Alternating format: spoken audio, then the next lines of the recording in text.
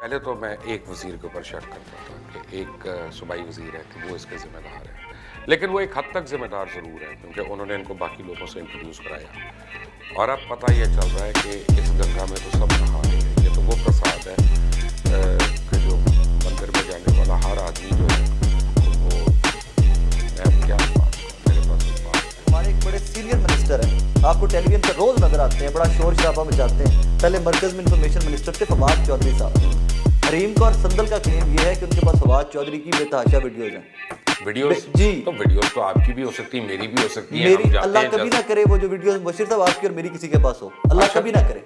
ऐसी videos Yet again I'm quoting, अल्लाह कभी ना करे कि वीडियो आपकी मेरी या किसी भी शरीफ आदमी की हो। आमीन वो आमीन। किसी लेकिन की क्या वीडियो- इखलाक से करी हुई इखलाक से गिरी हुई वीडियोज है और फवाद चौधरी की है। फिर कह रहा हूँ मुझे ये that was eye opener for me. मुझे शॉक में चला गया जब तक वो देखी नहीं।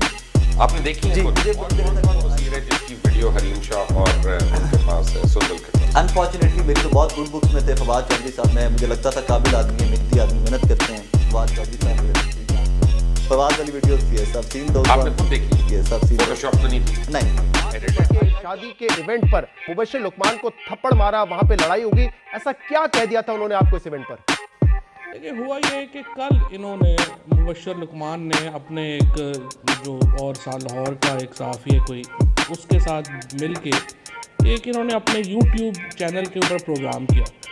ऐसी ऐसी बेसरोपा बेहया और घटिया गुफ्तगू करता है कि जिसकी कोई हद नहीं।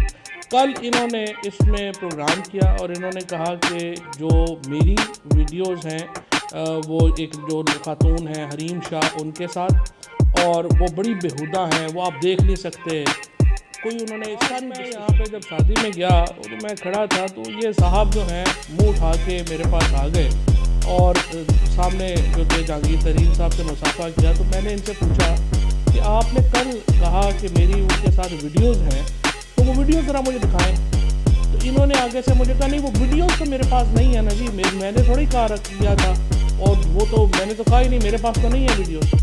जिसके ऊपर जो है मैंने उन्हें कहा कि ना आप लोगों की अपनी कोई इज़्ज़त है, ना आप लोग किसी की कोई इज़्ज़त छोड़ते हैं, ना आपके घर में खुद कोई माँ बहन है, माँ है, ना आप लोगों ने समझा हुआ है कि किसी के घर में कोई माँ बहन है।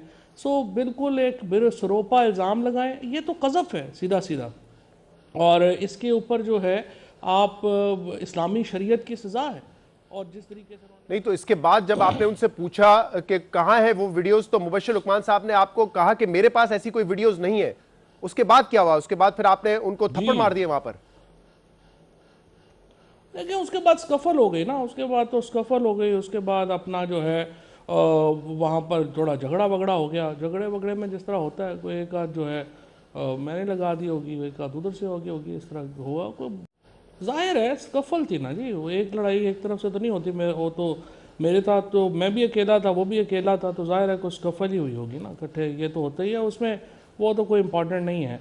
ये स्कफल हो गई और आपने लगा लेकिन दिया, उनकी तरफ से ये भी इल्जाम लगाया गया है कि आपके गार्ड्स भी आपके साथ मौजूद थे। इस किस्म का बयान भी उनका सामने आया है कि आपके गार्ड्स भी आपके साथ मौजूद थे। मेरे पास मैं जो भी लोग देखते हैं, इस्लामाबाद में भी मैं अकेला ही होता हूँ, इधर भी मैं अकेला ही होता हूँ। मैं कोई इतना ज़्यादा गार्ड्स वार्ड्स लेके कभी फिरा ही नहीं हूँ।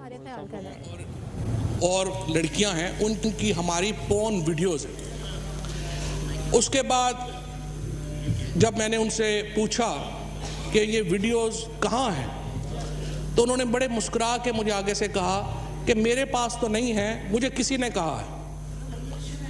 जनाब स्पीकर, ये एक बड़ा मसला है। हम लोग, मैंने उनको ये कहा कि बात ये है कि ये आपके घर में शायद आप अपनी माँओं का, बहनों का, बीवी का आपका कोई एहतराम ना हो, हमारे घरों में है।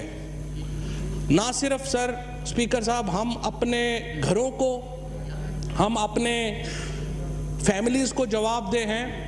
वो हर जो यहाँ पर MNA बैठा हुआ है, ये 5 लाख वोट को रिप्रेजेंट करता है। जो लोग हमें वोट देते हैं वो हम पे अपना मान रखते हैं। हमारी इस तरह जब आप सिर्फ रेटिंग्स के लिए, जब आप लाइक्स के लिए, रेटिंग्स के लिए किसी की पगड़ी उछालेंगे और कोई उसका मदावा नहीं होगा, तो मुझे बताइए हमारे यहाँ दूसरे जो इदारे हैं वो तो अपना बंदोबस्त खुद कर लेते हैं, फौज का बंदोबस्त भी अपना है, जुडिशरी का बंदोबस्त भी अपना है।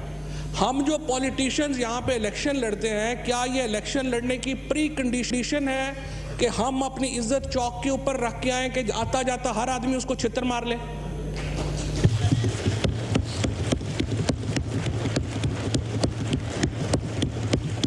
मेरी आपसे गुजारिश है, इसका नोटिस लें, एक स्पेशल कमेटी हाउस की कॉन्स्टिट्यूट की जाए जिसमें अपोजिशन भी बराबर हो, हुकूमत भी बराबर हो, और इस चीज़ के ऊपर बैठें और देखें कि आखिर जो कवानीन हैं हमारे मीडिया से मुतल्लिक, उनके ऊपर इम्प्लीमेंटेशन क्यों नहीं हो रही। पीटीए पॉलिटिशियंस के ऊपर मामला आता है, कभी नोटिस नहीं लेता।